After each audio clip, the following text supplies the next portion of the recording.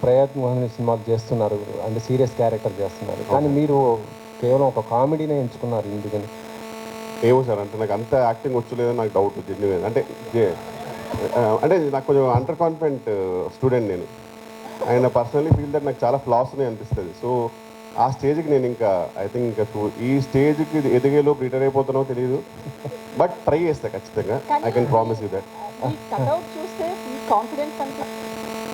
కంటే cutout content అది మనకి చేతి సూట్ కదా మ్యామ్, అదానికి సపరేట్ ఉన్నారు.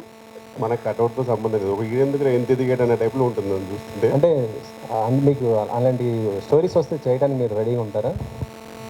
అంటే నాకు ఒకటే సార్ భయం. ఫస్ట్ ఆఫ్ ఆల్ నాకు అంటే యూజువల్గా ఏమైపోతుందంటే కొన్ని పాపం అంటే చాలామంది అసిస్టెంట్ డైరెక్టర్స్ హీరోస్ ఛాన్స్ ఇవ్వకపోతే next day come to comedians అనమాట. వాళ్ళకి ఏంటంటే వీళ్ళతో ప్రూవ్ చేసుకుంటే నెక్స్ట్ నేను వెళ్ళొచ్చు అని ఉంటుంది. సో ఆ స్టోరీస్ అన్నింటిలో హీరోయిన్ చూడగానే వెంటనే లవ్లో పడిపోవడం అలాంటివన్నీ ఉంటాయి. నాకు భయం వేస్తుంది అని చేయాలంటే.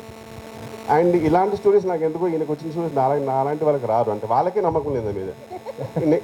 నేను వాళ్ళని ఎట్లా నమ్మించగలను చెప్పండి. సో అలాంటి నా నిజంగా ఇతనికి వచ్చే స్టోరీస్ అంత నమ్మకం పెట్టుకుని ఆయనకు వస్తే నేను ఖచ్చితంగా చేస్తాను. బట్ నాకు తెలిసి డౌట్ ఖచ్చితంగా.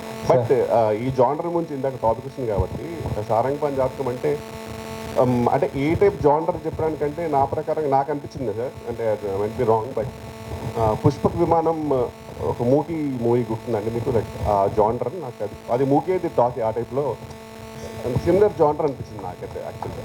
So it's gonna be that way for sure. Sir ఎందుకంటే మోహన్ కృష్ణ గారు ఎస్విసిలో మళ్ళీ మీద ఒక ప్రాజెక్టు ఉందనేసి తెలిసింది, అది ఎంతవరకు వచ్చింది సార్? అది ఇందాకేదో ఒక రీల్ చూసాం కదా, హ్యాపెనో అని ఏదో. అది చాలా కాలంగా చర్చ జరుగుతుందండి. గేమ్ చేంజర్ టైంలో రాజుగారు నన్ను అంత మీరు బయట వేరే సినిమా చూసుకోండి, కొంచెం నా టైం బట్టి ఉన్న వల్ల ఆగింది.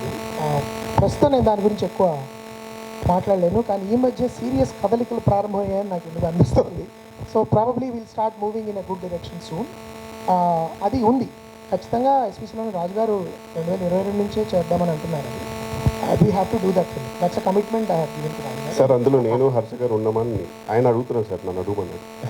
ఆడిషన్స్ డేట్ చెప్తాను అనమాట.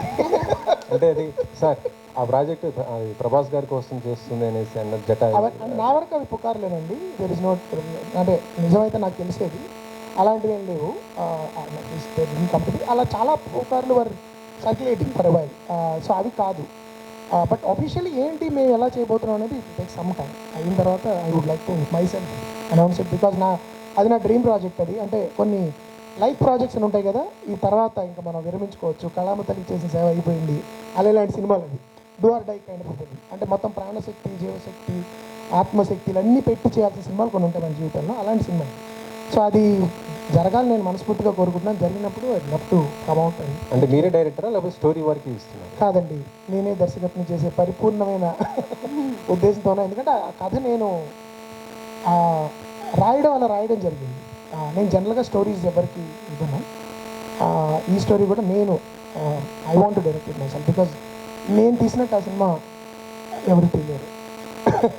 అంటే వేరే వాళ్ళు వేరేగా తీయచ్చు, but I know that I can do it. అంటే అది ఎలా తీయాలన్న దాని మీద స్క్రిప్ట్లోనే ఇట్స్ రిటన్ డౌన్. సో ఇది అహంకారంతో చెప్పట్లేదు, ఆ ప్యాషన్, నాకు ఆ స్క్రిప్ట్ పట్ల నాకున్న అనుబంధం అలాంటిది. అందుకని కృష్ణప్రసాద్ గారు మొన్న ఆదిత్య 369